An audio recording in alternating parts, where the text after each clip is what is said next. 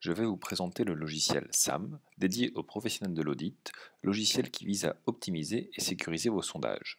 Ceci, bien entendu, dans le respect des normes, que ce soit la NEP 500 ou 530 pour les commissaires aux comptes, ce sont les normes qui autorisent l'utilisation des sondages pour la certification des comptes, mais aussi à destination des experts comptables, puisque la NP 2300 permet l'utilisation des sondages pour la révision des comptes.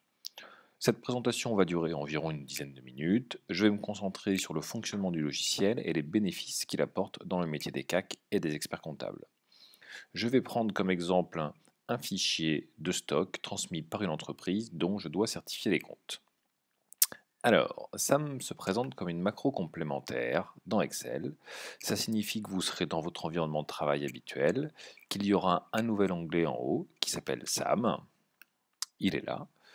J'ai donc sous les yeux le fichier de stock transmis par l'entreprise, fichier qui contient presque 2000 références. Il est bien entendu hors de question de vérifier l'intégralité des références, cela prendrait beaucoup trop de temps. Nous allons donc procéder par sondage afin de n'auditer que le nécessaire, nous permettant d'avoir une bonne vue de la situation. Évidemment, le gain de temps sera considérable. Alors, comment ça va se passer? Je vais lancer SAM en cliquant sur l'icône. La fenêtre s'ouvre. SAM présente un fonctionnement par onglet, respectant la logique de la démarche statistique à suivre. Première étape, il va falloir lui indiquer où se trouve la base de données. Je vais donc ajouter une population. Cela va se faire très simplement. En cliquant sur une cellule au milieu du tableau, le logiciel va sélectionner automatiquement tout le fichier. OK. J'ai un récapitulatif de contrôle qui apparaît sur la droite, me donnant le nombre de lignes, ici 1896, le nombre de colonnes, ainsi que les différentes colonnes de mon fichier. Ici le code article, l'unité de facturation, la quantité, le dernier prix d'achat et la valorisation. Alors, avant de tirer un échantillon, et sans trop rentrer dans les détails statistiques de la démarche, il est nécessaire d'homogénéiser la base de sondage, c'est-à-dire d'enlever les atypiques. Je vous expliquerai pourquoi. Pour cela, l'outil propose une représentation graphique du phénomène étudié. Ici, nous allons travailler sur la valorisation financière des stocks. Je vais donc choisir le caractère valorisation et procéder à l'analyse. Le graphique me permet de voir en un seul coup d'œil comment sont répartis les stocks en fonction de leur montant que je choisis avec la barre de séparation. Je constate par exemple qu'il y a ici 9 éléments de stock avec un montant supérieur à 2588 et du coup logiquement 1887 éléments avec un montant inférieur toujours à 2588. Sur la droite ici, je vais pouvoir changer le nombre de classes. Si je veux avoir une analyse plus ou moins fine et moins de classes, plus de classes, mais je peux aussi jouer avec la taille de l'intervalle où cette fois-ci je vais régler la taille de l'intervalle, je veux un intervalle de 1000, un intervalle de 192, le nombre de classes en découlant logiquement. Nous allons également disposer d'indicateurs statistiques en bas à droite, nous aidant à mener une démarche fiable et rigoureuse. Ici, sur cette représentation graphique, nous constatons qu'il y a un petit nombre de stocks présentant des valeurs très élevées, qui sont complètement sur la droite. Nous allons donc faire le choix de les exclure de la base de sondage. Ceci pour deux raisons. Premièrement, afin de les étudier de manière exhaustive, compte tenu du risque fort qu'ils présentent, et secondement, pour homogénéiser la base de sondage et avoir ainsi un échantillon plus représentatif. On constate à l'opposé qu'il y a un grand nombre de petites valeurs. Celles-ci ne présentent que très peu de risques. Nous allons donc également les exclure de la base de sondage. Pour exclure les atypiques faibles et forts, il y a deux possibilités. La première sera de déplacer le curseur, le séparateur, à l'endroit voulu. Et ici, nous allons par exemple exclure les supérieurs, tous ceux qui sont supérieurs à 1511 euros ici.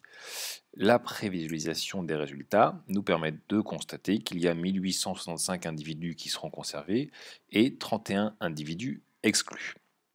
En appliquant les filtres, SAM va automatiquement créer, alors je vais fermer cette fenêtre pour qu'on voit mieux, va automatiquement créer deux feuilles, les individus exclus, qu'on va donc étudier en exhaustif compte tenu du risque fort qu'ils présentent, et la base de sondage. Le bandeau du haut nous permet toujours de savoir exactement ce qui a conduit à ce résultat. Je vois ici que ce sont tous ceux qui répondent aux critères. Le caractère valorisation est inférieur à 1500. Je retourne dans mon logiciel SAM. Je vais retourner sur la nouvelle base de sondage, celle qui est filtrée, en étudiant toujours l'aspect valorisation. Et nous allons maintenant procéder à l'exclusion des valeurs ne présentant que peu de risques avec la deuxième solution en utilisant l'onglet filtre de SAM. Celle-ci consiste à définir de manière très précise les filtres que nous voulons positionner.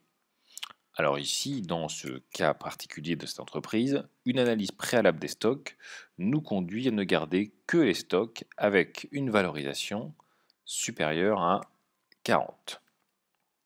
Je vais ajouter le filtre et je vois que j'aurai quasiment 1000 individus ici exclus et 866 individus conservés.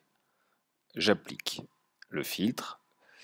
Nous disposons désormais d'une deuxième base de sondage, c'est celle-ci sur laquelle on va travailler, de 866 individus, relativement homogène, puisque on constate que l'indice de dispersion est très proche de 1, et c'est sur celle-ci que nous allons pouvoir tirer notre échantillon, avec l'onglet tirage.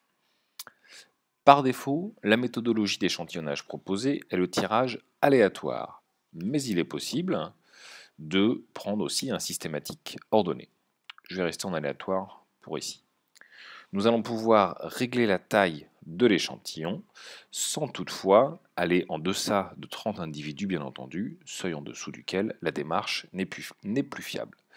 Nous allons nous positionner ici sur un échantillon de taille 50 individus, car c'est un nombre en fait statistiquement suffisant pour nous permettre d'avoir une bonne connaissance du phénomène étudié. Je lance donc le tirage et SAM me génère une nouvelle feuille, échantillon, contenant l'échantillon tiré en mode aléatoire. Et j'ai ici 50 individus pris complètement au hasard.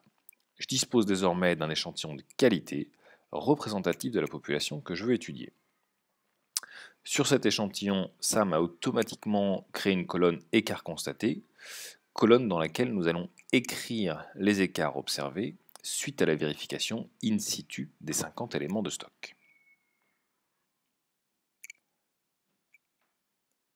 Voilà, je dispose des écarts suivants après étude des stocks.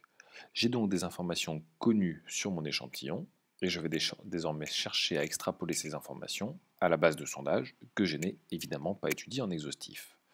Pour cela, je retourne dans SAM, je choisis mon échantillon et je me positionne sur l'onglet extrapolation. Je vous disais que par défaut, SAM nous avait créé une colonne écart constaté, mais il est possible d'avoir plusieurs points de contrôle. Il va donc nous falloir sélectionner celui sur lequel on souhaite réaliser l'extrapolation, ici écart constaté, qui est la colonne dans laquelle j'ai rempli les erreurs observées.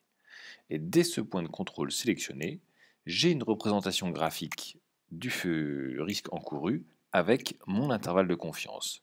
Comment est-ce que je vais le lire ?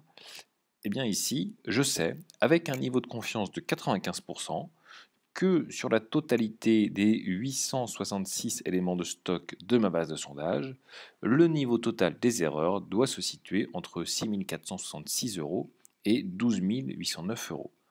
Autrement dit, le risque maximal, il est de 12 809 €, sans compter les exclus, les atypiques forts, qu'il va évidemment falloir traiter en exhaustif. Et je vais pouvoir garder une trace de cela en éditant la feuille de résultat, récapitulant l'ensemble de la démarche réalisée. Je sais exactement tout ce que j'ai fait, mon échantillon, depuis filtré 2 qui venait, depuis filtré 1 qui venait des stocks, l'effectif par rapport à l'échantillon, le taux de sondage et les bornes de mon extrapolation.